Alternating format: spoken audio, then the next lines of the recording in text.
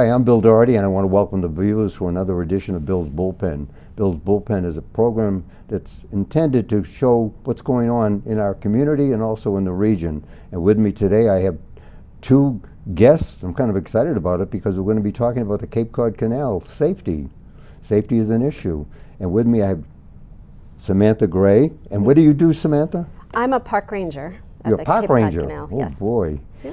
And Jade, what do you do? I'm the Marine Operations Officer for the Cape Cod Canal. Okay, so we're going to talk about safety around the canal and safety in the canal. Yes. Okay, so Samantha, here we have like a 5-mile stretch of walkways on both sides of the bridge. Mm-hmm. Okay, what do people have to look out for? You know, what are you most concerned about as far as the use of the walkways? Sure. All right. So along both sides of the Cape Cod Canal are these paved roads. They're service roads. Mm-hmm. They were designed so the U.S. Army Corps of Engineers can operate and maintain the Federal Navigation Project. Yes, and as I recall, the Corps of Engineers has the responsibility of maintaining and operating all of the waterways within the United States. Is that correct? Many of them. We maintain many of them, and we operate some of them. Okay. Like in another life, I was a county commissioner, and I remember going to a meeting with the Corps down in D.C., and they were trying to include what I'd called water ditches because they were connected to waterways, mm-hmm. and there was a lot of concern about that. But that was, that was a political thing more than anything else, because it had to do with some counties wanted to continue to infuse the waterways with insecticides and things like that. So there was, there was sort of a give and take on, and that's also part of safety. Okay, so anyway, let's talk a little bit about what do people do when they use these walkways? Sure. So we have a few million people that will come to the Cape Cod Canal every year to take advantage of those canal service roads for all different kinds of recreation, whether they're walking on their own, walking with their dog, family or friends, they're on a bicycle, they're on a skateboard or inline skates. They are accessing those roads to access the 14 miles of shoreline for saltwater fishing. So we have a large variety of people coming to enjoy those service roads. What is the connection that the Corps has with the, let's say with the local was it Department of Natural Resources here in the town, in Bourne? U.S. Army Corps of Engineers doesn't do anything on their own, meaning that we are all about engaging in partnerships to achieve mutual missions. Mm-hmm. So we work with local agencies, other federal agencies, state agencies to achieve those missions. So working with the town of Bourne's Department of Natural Resources, we recently collaborated with them to maintain the herring run along the Cape Cod Canal. What? The herring run. So we have these small little anadromous fish. I think my son-in-law, John Thompson, had told me about that. Mm-hmm. Yeah. Yep. And when I lived in Harwich, I remember AmeriCorps built a flume to extend the herring run that was coming out from Long Pond. Mm-hmm. Okay, so that's sort of an introduction to around the canal. What goes on in the canal? Well, the canal primarily is a commercial waterway. So any vessels greater than 65 feet in length are required to check in with our marine traffic control system. But anything under 65 feet, which would be, in addition, some commercial vessels, but also recreational vessels are free to transit at will, meaning they don't have to check in with marine traffic control.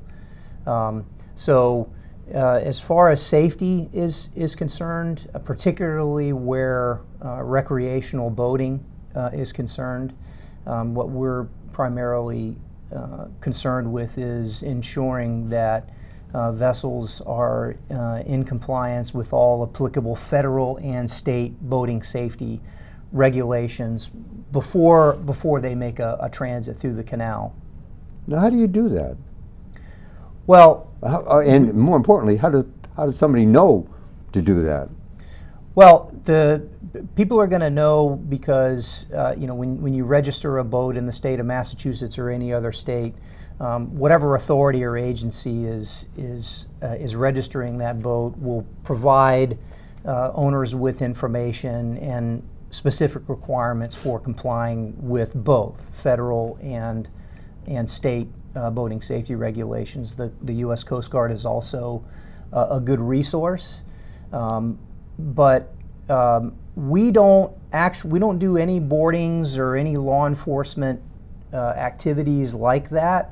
But if we do encounter boaters for situations where they might have an emergency and need assistance, then we can check and ask and make sure that they have all the necessary safety equipment. But really what we want is to get the message out for people to educate themselves prior to, anytime they're going to go out in a boat, but particularly for us, if they're going to utilize the waterway, if they're going to be making a transit of the canal, we want them to educate themselves before they make that transit. And there's a lot of resources available on our website.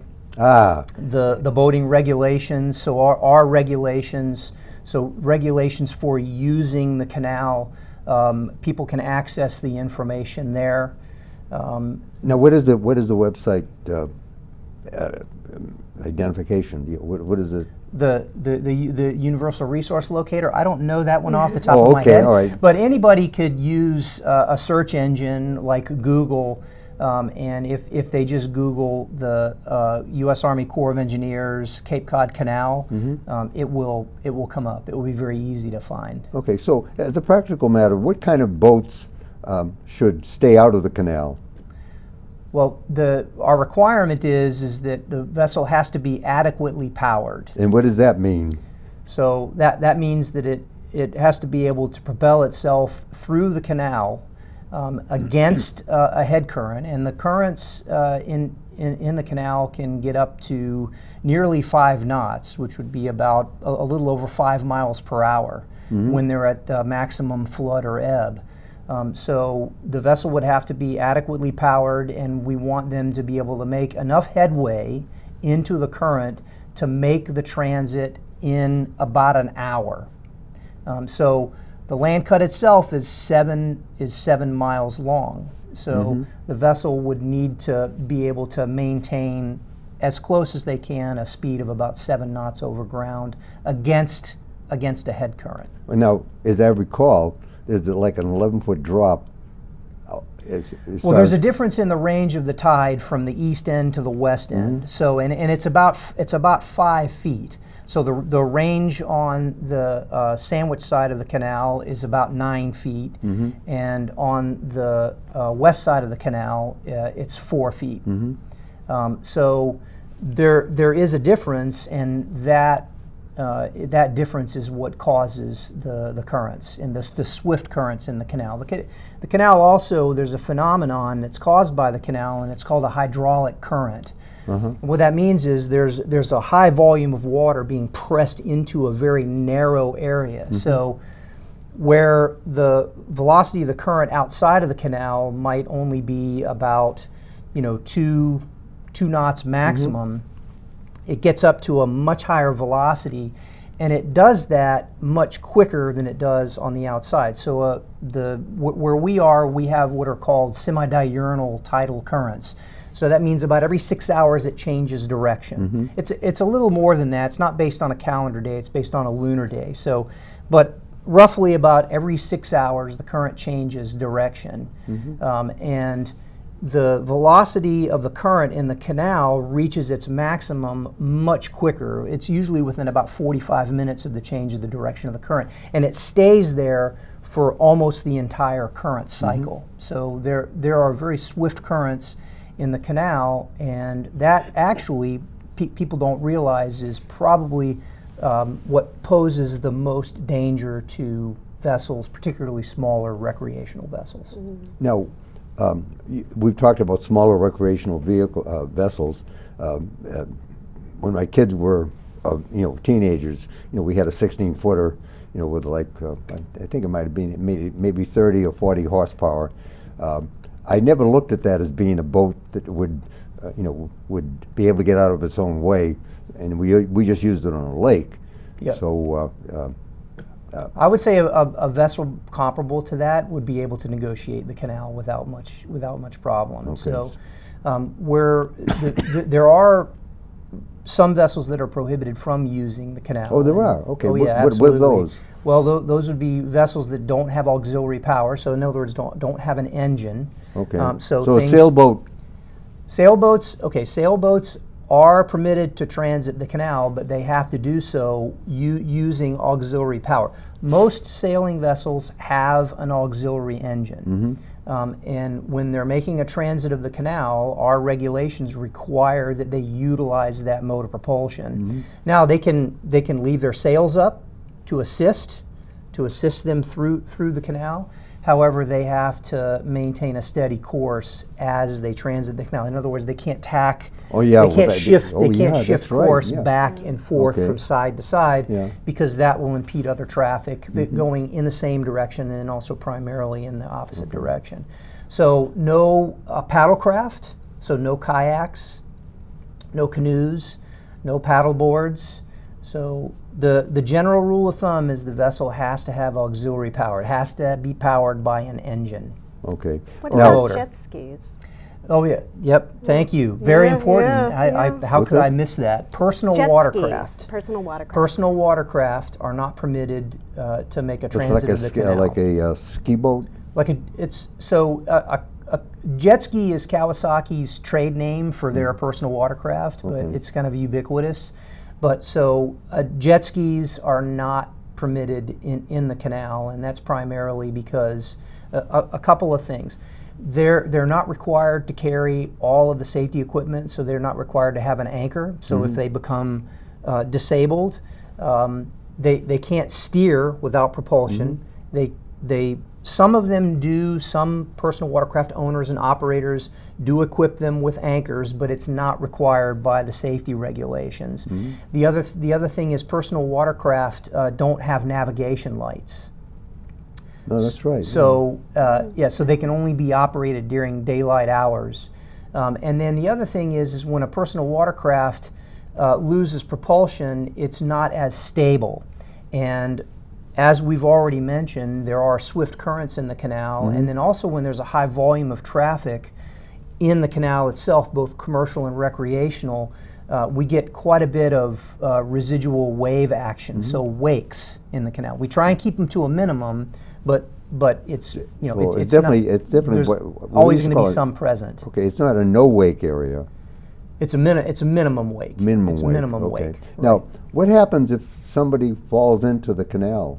Well, that actually let's stay on the personal watercraft Okay. subject. So I want to make one more point about Sure. personal watercraft and that particular prohibition. So if a personal watercraft becomes disabled, it is not as stable. So if it would not be as stable as a larger vessel or like a traditional monohull vessel. So people could end up in the water. It could capsize. People could end up in the water, and we could have a very dangerous situation. Has there been any instances where that's happened recently?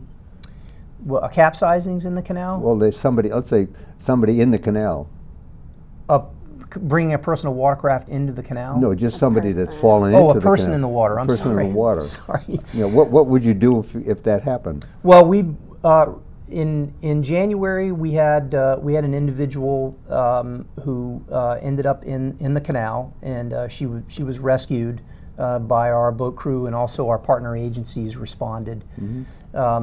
Unfortunately, we do have some incidents where people end up in the canal. We treat that, of course, as an emergency. We respond to that.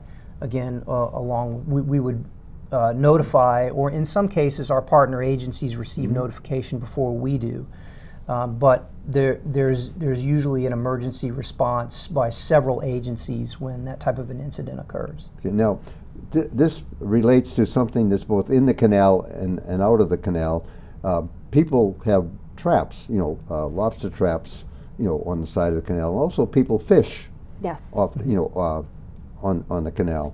What are some of the some of the concerns that you have about safety with regard to people who are, let's say, are fishing and and having traps. Sure. So, I mean, the canal is excellent for fishing, for lobstering, but that comes with inherent dangers because to access those prime areas, you're climbing down the riprap or the rocks that line the canal. Yeah. You're generally going down when the tide is low. That means those rocks are wet. They're slippery. They have lots of algae on them. They're unstable. And so, really, yeah, it's approaching it with concern in mind. A lot of anglers will have spikes or on their footwear to get an extra grip. I highly recommend 3 points of contact as you're going down and up. Yes, I remember from my dimly remembered schooling that 3 points to find a plane, and that's why a 3-legged stool is a stable stool and a 4-legged stool is not. Yeah, there you go. And then I do see quite a few folks lobstering that do wear their life jackets when they're on the slope because, yeah, that one slip and you end up in the water, especially if you're wearing waders, you could fill up fast. Well, don't a lot of folks wear waders when they're, when they're lobstering, and there's no spikes on the bottom of a wader? You can add those. Oh, you can? Yeah, there's aftermarket for those. Belting your waders to minimize how quickly they could fill up if you were to enter the water. Having the buddy system is another great way as well. I think that's probably essential, to be safe out there. Now, that's along the slopes, but now because a lot of people are using the service roads to access their favorite fishing spot, some other safety points too, you're often on a bicycle or maybe you have a dolly or a cart to bring your gear out. We encourage everybody to pull completely off the service road before they start fishing or interacting with other anglers to find out, where's the best spot to fish, because we want to keep those service roads as clear as possible as people are moving about them. Is there any specified parking areas? Yeah, so I mean, one of the reasons why the canal is so accessible is because we have so many parking areas on both the mainland side as well as the Cape side of the canal. There are several areas that are in our brochure that's on our website. A great way to link to that, besides doing the internet search, even if you do capecodcanal.us, it will hyperlink you to that. But at all of our parking areas too, there's recreation maps. Okay. So on the mainland side by the railroad bridge, near a place called the Herring Run, near the Sagamore Bridge, near the Fish Pier by Scusset Beach are all great access areas. On the Cape side, you have by the railroad bridge, you have by the Bourne Bridge, and you have near the Sandwich Marina.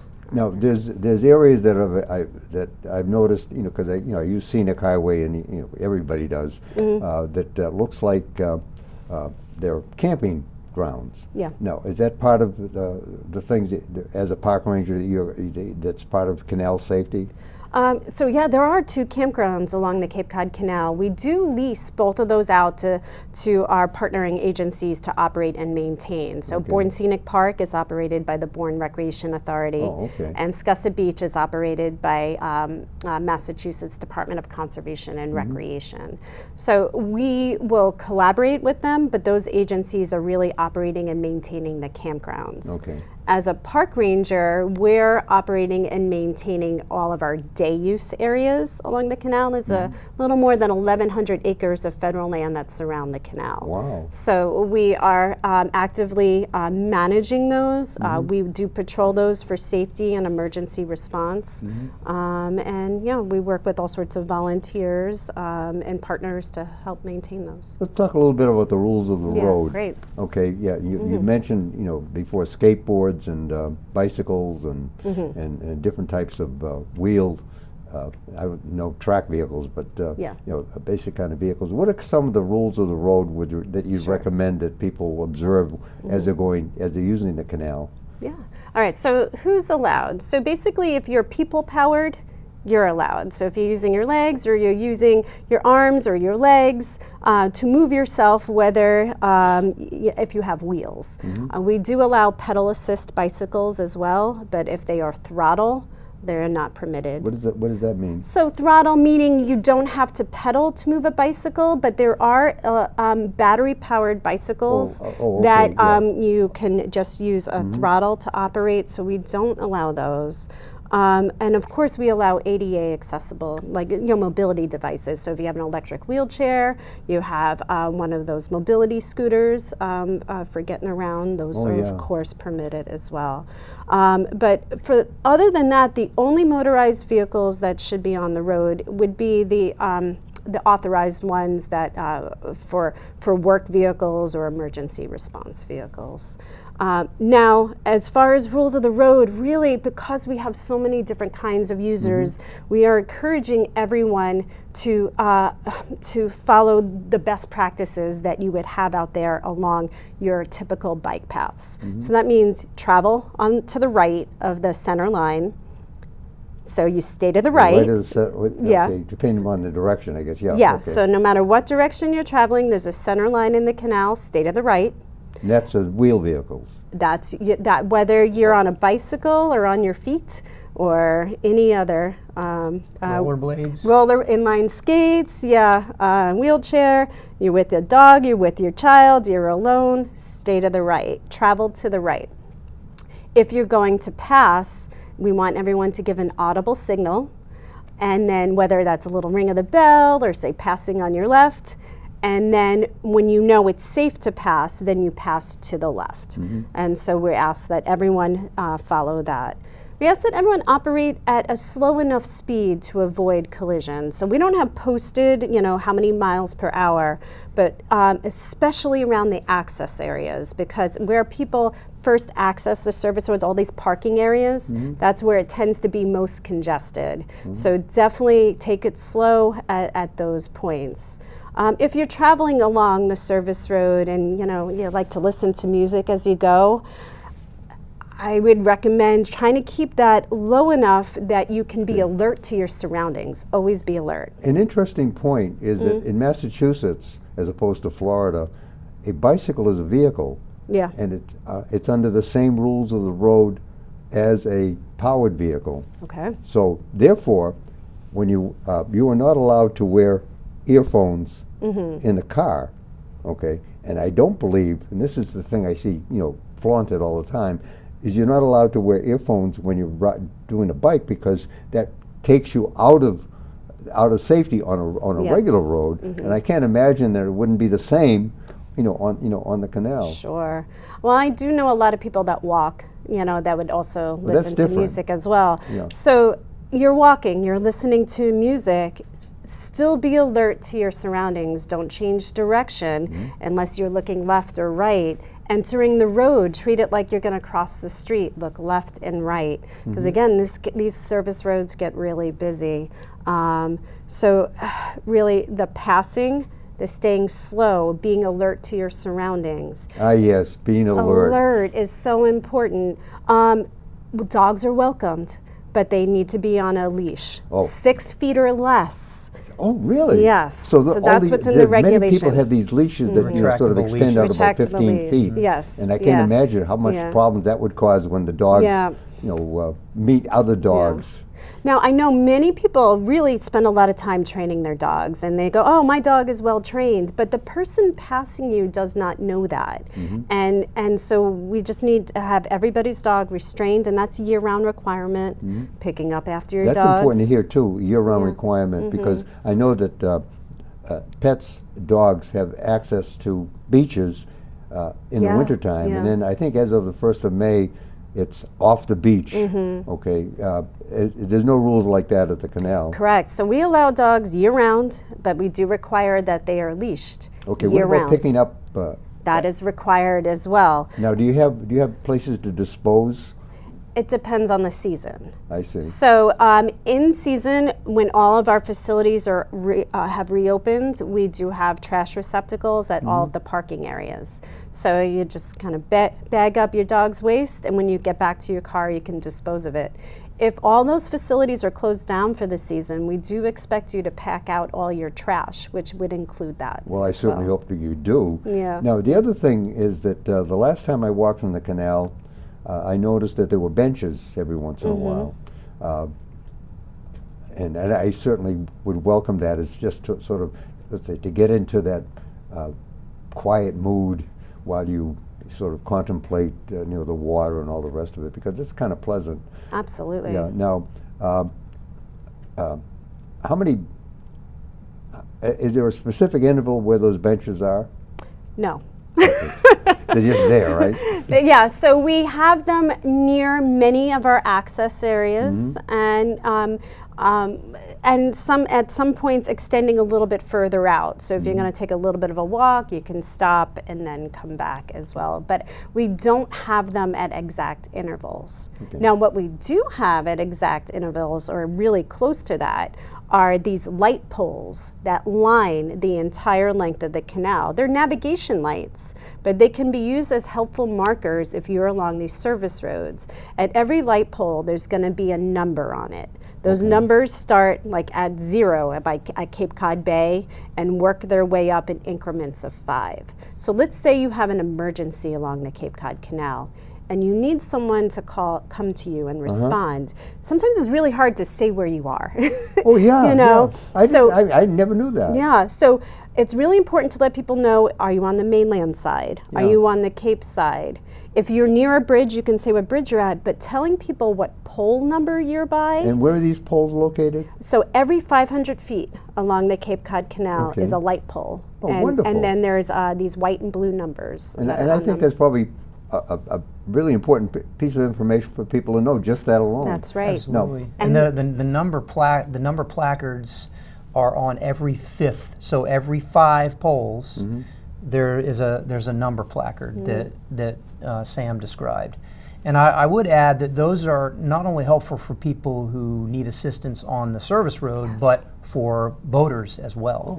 Okay, so you it can pull quickly into the side help of the us canal. determine your location. Okay, so news you can use. Now, believe it or not, we're almost at the end of this. So it's time for you to come up with what kind of a takeaway would you, Samantha, would you want people to have? Sure. Well, one, we welcome everyone to enjoy the canal service roads. And then we ask that you respect the others that are there, that you're kind to them, that you follow the basic rules of the road, that you go slow, you travel on the right, you pass on the left. After giving an audible signal, if you're going to stop, pull completely over.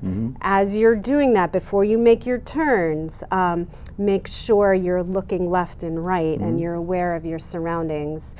Make sure your dogs are restrained and that you pick up after them. For your children that are coming to the canal and maybe learning how to ride a bicycle, help them learn those rules and really try to make sure that they're staying to the right. I know, especially when you come with friends and family, you all want to be together and across the road, but really traveling in that single file and making room for everyone else. Because ultimately we want everyone to enjoy themselves and to have a safe time doing it. Okay, now in the canal. In the canal, I would say everything that Sam just listed also applies if you're on a vessel making a transit through the canal. What I would add, and I'll reemphasize what I said when we open, make sure that you're adequately prepared. Make sure that you know what the requirements are. And then also make sure you know who to contact and how to contact them if you are ever in need of assistance. One other thing that it's not common knowledge, at least in my experience in dealing with vessel traffic in the canal, is we would like, and we ask, we actually require, if your vessel is equipped with a radio, not every vessel, not every boat is required to have a marine radio, a marine VHF radio. Right. My 16-footer wouldn't. No, wouldn't be required. But often people will voluntarily equip their boats with radios. If you are compulsory or voluntarily equipped with a radio, we ask that you monitor channel 13. Okay. Everybody, by FCC regulation, has to monitor channel 16, which is the International Hailing and Distress Frequency. But we also ask that you additionally monitor channel 13 because that is where the primary vessel bridge-to-bridge communication is going on. So if we need to contact a vessel, either one of our patrol boats or the marine traffic controller, will be able to make contact and have communication if you're monitoring both of those Gotcha. frequencies. Okay. Well, I had the experience of when I first moved to the Cape. I worked on the canal, and of course, I initially had my desk looking at the canal, but the reflection, after a while, I had my back to the canal because I was going blind. But one time, I was sitting there, and an atomic submarine from Canada was going through the canal, this big black vessel. So, just out of my own curiosity, what is the largest vessel that can go through the canal? So the challenge and the limiting factor is the S-turn that is engineered into the canal. And the S-turn is there to help sort of manage the currents, the tidal currents that we were talking about. So that S-turn sort of serves to slow the current down slightly as it's going either direction. And it depends. And it is determined by the length and the width, so the overall length and the beam of the vessel. So if the vessel's beam or its width is less than 150 feet, then I think about close to 800 feet is the largest vessel that can go through. If the beam is greater than 150, then it's about 600 feet. Well, with that, I want to thank you both for coming. I've learned a lot, and as far as safety goes, knowing now that you can locate yourself. So if you do have a problem, you can do that. And also, there's a lot of common sense that's involved about not taking chances and having the appropriate not only equipment but attitude with regard to looking out for yourself and looking out for other people, because that means this resource is available for all of us. That's right. And I want to thank the viewers for taking the time to watch, and this has been a production of Born TV.